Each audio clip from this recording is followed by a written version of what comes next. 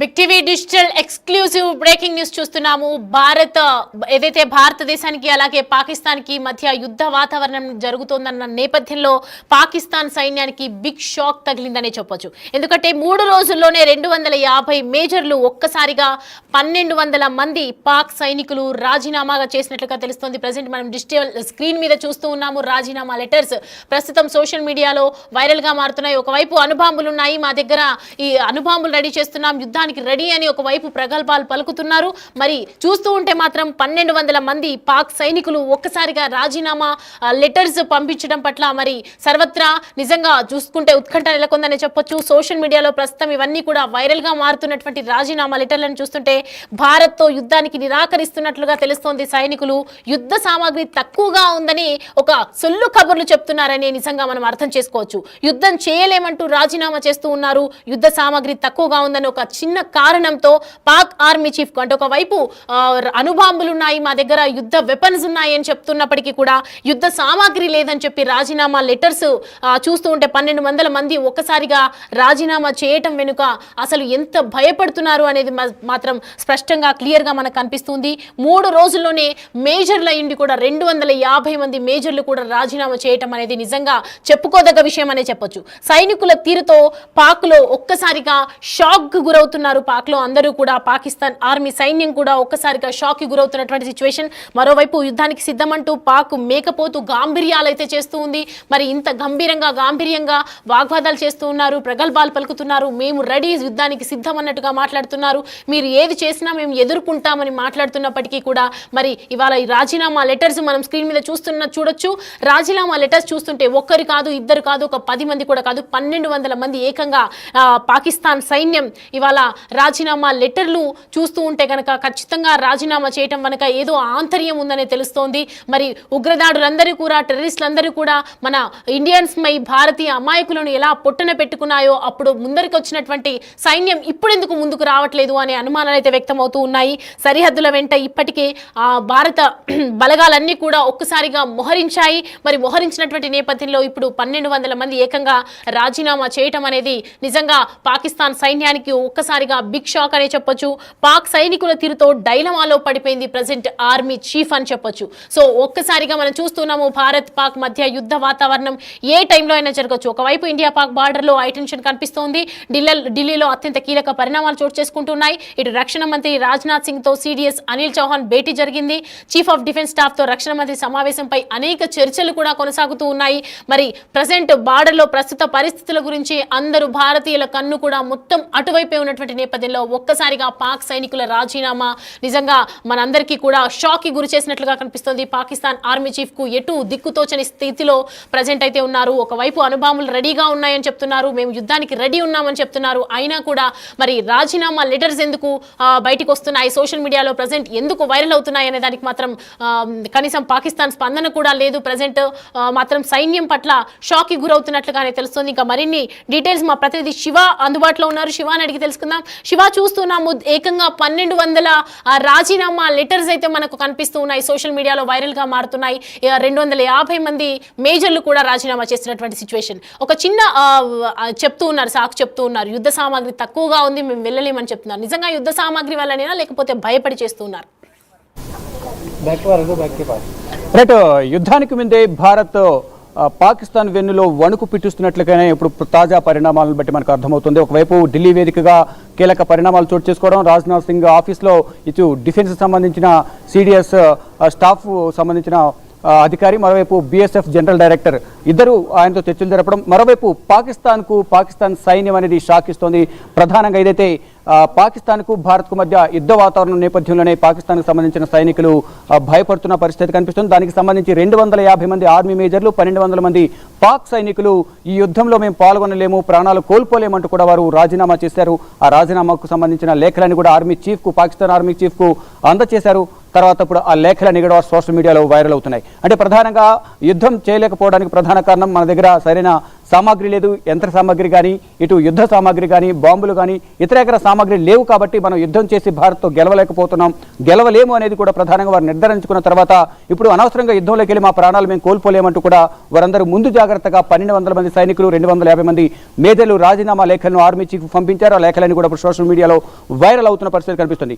ఇక గతంలో ఏదైతే భారత్కు ధీటుగా మేము యుద్ధం చేస్తాము, యుద్ధ ట్యాంకర్లను పాకిస్తాన్ బోర్డర్కు తరలిస్తున్నాం, మా దగ్గర 130 అణుబాంబులు ఉన్నాయి, అణుబాంబులతో భారత్ మొత్తాన్ని నాశనం చేస్తామంటూ కూడా ఆర్మీ చీఫ్ అలాగే పాకిస్తాన్ మంత్రి వ్యాఖ్యలు చేసినప్పటికీ ఆ వ్యాఖ్యలని కూడా ప్రగల్భాలు మేకపోతు గాంభీర్యంలాగే ప్రధానంగా మనకు అర్థమవుతుంది. ఇప్పుడున్న తాజా పరిస్థితులు కానీ వారు రాజీనామా చేసిన పరిణామాలు చూస్తుంటే మాత్రం డెఫినెట్గా పాకిస్తాన్ వెనకడుగు వేసింది కేవలం మేకపోతు గాంభీర్యం, ప్రగల్భాలు వరకే వారి చేతలు ఉన్నాయి తప్ప యుద్ధ కథన రంగంలో దూకి భారత్ను గెలిచే అవకాశం లేదనేది అక్కడ ఉన్న సైనికులు, అంటే వారు గ్రౌండ్లో ఉండేది సైనికులే కాబట్టి అక్కడ ఉన్న సిచ్యువేషన్ కానీ భారత్ ఆర్మీ గురించి తెలిసేది అక్కడ ఉన్న సైనికులకే కాబట్టి వారు ఏం చేస్తారు ఏం చేయరు, ఇక్కడ పైన మంత్రులు కానీ పైన అధికారులు కానీ యుద్ధ రంగంలోకి దిగరు కాబట్టి గ్రౌండ్ లెవెల్లో వారు వర్క్ చేయరు కాబట్టి అసలు ఏం జరుగుతుంది ఏంటి అనేది కూడా మాకు తెలుసు. అందువల్లే మన దగ్గర సరైన సామాగ్రి లేదు, యుద్ధ సామాగ్రి లేదు, ఎటువంటి సంబంధించి యుద్ధ ట్యాంకర్లు అనేవి పవర్ఫుల్ యుద్ధ ట్యాంకర్లు మన దగ్గర లేవు కాబట్టి మేము యుద్ధంలో పాల్గొనలేము, భారత్ యుద్ధం చేసి మేము గెలవలేము, ప్రాణాలు కోల్పోలేమంటూ అనే ఉద్దేశంతోనే 1200 మంది సైనికులు, 250 మంది మేజర్లు ఈ రాజీనామా లేఖల్లో ఆర్మీ చీఫ్కు పంపించినట్టు కూడా తెలుస్తుంది. ఇప్పటికే సరిహద్దుల వెంట భారత్ ఆర్మీ బలగాలు గస్తీ నిర్వహిస్తున్నాయి. ఎప్పటికప్పుడు పాక్కు సంబంధించిన చొరబాటుదారులు భారత్లోకి ప్రవేశించాలని చూసినప్పటికీ కూడా వారిని తిప్పికొడుతున్న పరిస్థితి కనిపిస్తుంది. సాధారణంగా రెండు దేశాల మధ్య యుద్ధం కానీ ఆర్మీ సైనికుల మధ్య కాల్పులు జరిగితే కంపల్సరీ రెండు వర్గాలకు సంబంధించి ఎవరో ఒకరు చనిపోయే పరిస్థితి కంపల్సరీ ఉంటుంది. ఇది ముందుగా గ్రహించిన పాక్ సైన్యం ముందుగానే సైనిక ఓటమిని అంగీకరించి వారు రాజీనామా లేఖలను ఆర్మీ చీఫ్కు పంపించారు.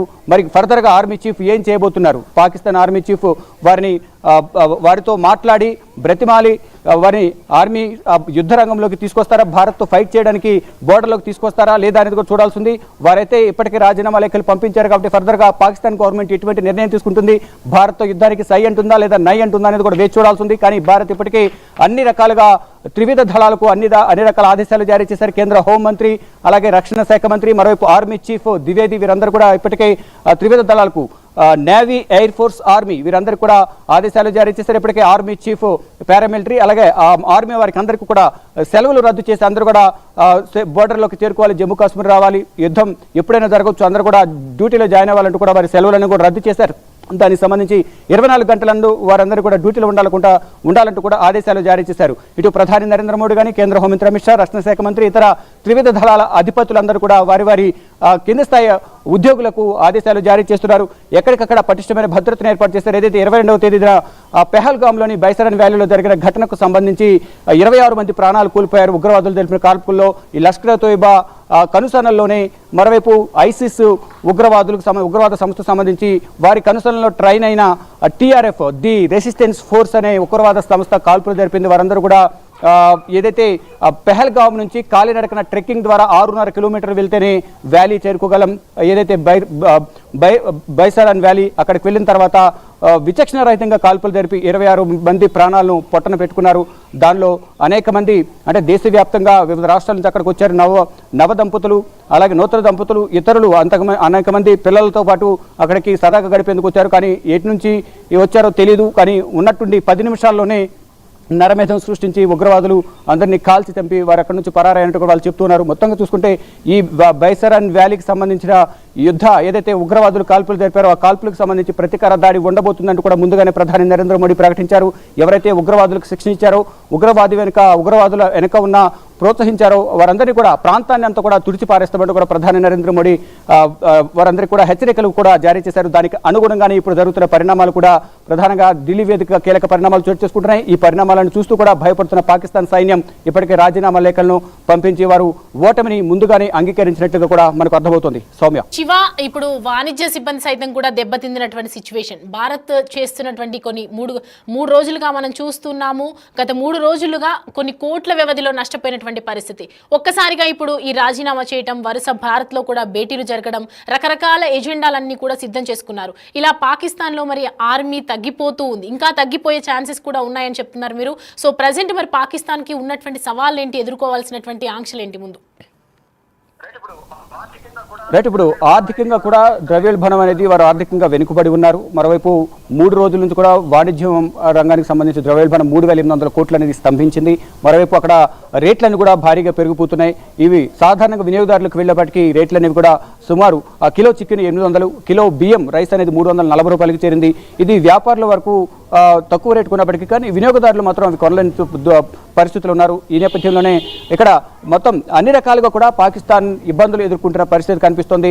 ఇటు వాణిజ్య పరంగా కానీ మరోవైపు భారత్ నుంచి సవాళ్లు అనేక రకాల సవాళ్లు ఎదుర్కొంటున్న నేపథ్యంలో పాకిస్తాన్ మాత్రం ఉక్కిరి బిక్కిరి అవుతున్న పరిస్థితి కనిపిస్తుంది. ఇంకా సైనికులు మరికొంతమంది కూడా రాజీనామా చేసే అవకాశం కనిపిస్తుంది. చూడాలి మరి ఏం జరగబోతుంది, ఫర్దర్గా ఎటువంటి స్టెప్స్ తీసుకోబోతుంది పాకిస్తాన్ అనేది కూడా వేచి చూడాలి. సౌమ్య.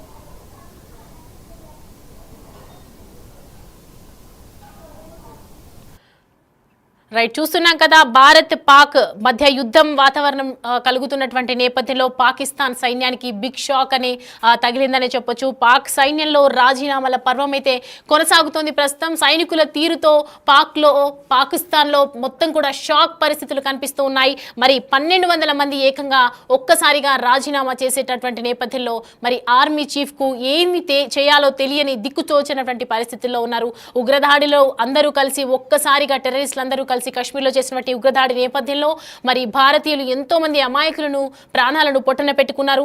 అలాంటి నేపథ్యంలో మరి భారత్ చేసుకున్నటువంటి సవాళ్లను ఎదుర్కొన్న లేక యుద్ధానికి సిద్ధంగా లేక ప్రజెంట్ 3 రోజుల్లోనే ఏకంగా 250 మంది మేజర్లు రాజీనామా చేయటం పట్ల సర్వత్రా ఒక ఉత్కంఠ నెలకొందని చెప్పొచ్చు. ప్రజెంట్ 2 కాదు 3 కాదు 1,200 మంది ఏకంగా పాక్ సైనికులు రాజీనామా చేశారు. సోషల్ మీడియాలో ప్రస్తుతం వైరల్ గా మారుతున్నాయి. మనం డిజిటల్ స్క్రీన్ మీద చూడొచ్చు. రాజీనామా లెటర్స్ అన్ని కూడా మనకు కనిపిస్తూ ఉన్నాయి స్క్రీన్ మీద.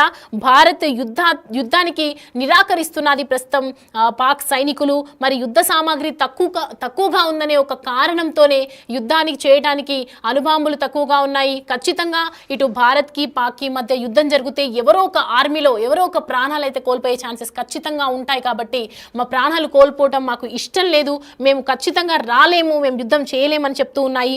యుద్ధ సామాగ్రి కూడా తక్కువగానే ఒకప్పుడు మనం చూసాం. భారత్లో జరుగుతున్నటువంటి పరిణామాల నేపథ్యంలో పాక్ సైడ్ నుంచి వచ్చినటువంటి ప్రగల్భాలు ఎన్నో పలికారు, గాంభీర్యంగా ఎన్నో చెప్పారు. మేము దేనికైనా రెడీ, మా దగ్గర అన్ని రకాల వెపన్స్ ఉన్నాయి, మా దగ్గర అన్ని రకాల యుద్ధం కావాల్సినటువంటి సామాగ్రి ఉంది, యుద్ధం చేయడానికి కావాల్సినటువంటి ఎంపవర్మెంట్ ఉంది, ఆర్మీ సైన్యం ఉంది, మేము ఖచ్చితంగా భారత్తో ఎంతమంది వచ్చినా కూడా తలపడతామని చెప్పారు.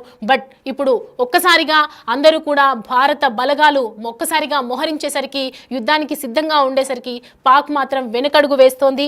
పాక్ ఆర్మీ చీఫ్ కు వరుసగా రాజీనామా లేఖలు తన ఆఫీస్ టేబుల్ మీదకి వచ్చిన కొద్ది ప్రతి ఆర్మీ చీఫ్ అక్కడ భయపడుతున్నటువంటి సిచ్యువేషన్. మరి యుద్ధం చేయలేమంటూ వెనక్కి తగ్గుతూ రాజీనామా లేఖలు పంపటం, పాక్ ఆర్మీ చీఫ్ కు రాజీనామా లేఖలు వరుసగా రావటం పట్ల అక్కడ ఆర్మీ చీఫ్ అయితే వరుస షాక్ కి గురవుతున్నటువంటి పరిస్థితి. మరి సైనికుల తీరుతో పాక్ లో ఏం జరగబోతోంది, పాకిస్తాన్ యుద్ధానికి సిద్ధం అవబోతోందా, యుద్ధ సామాగ్రి ఒకవైపు తక్కువగా ఉంది, అలాగే మేజర్లు తగ్గిపోయారు, అలాగే ఆర్మీ సైనికులు కూడా తగ్గిపోయారు.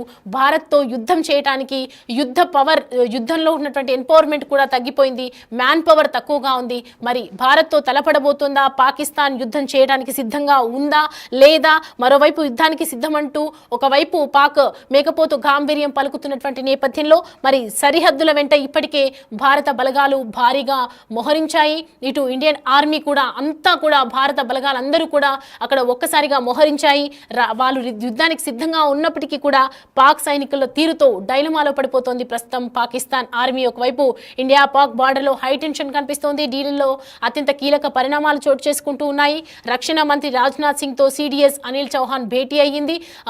అక్కడ జరిగినటువంటి బైసరంలో ఏదైతే కాల్పులు జరిగినటువంటి ప్రాంతంలో కూడా అందరూ వెళ్ళి అక్కడ ఉన్నటువంటి యుద్ధ వాతావరణాన్ని, ఎక్కడ దాడులు జరిగాయి, ఎక్కడి నుంచి వాళ్ళు ఎంటర్ అయ్యారు, ఎక్కడి నుంచి వాళ్ళు కాల్పులు జరిగారు, ఎలాంటి పరిణామాలు చోటు చేసుకున్నాయి మొత్తం కూడా అంతా పర్యవేక్షించి దాని తర్వాత తీసుకోవాల్సినటువంటి చర్యలు ఏంటి అనేది మొత్తం కూడా అన్ని ఎజెండా సిద్ధం చేసుకున్నారు.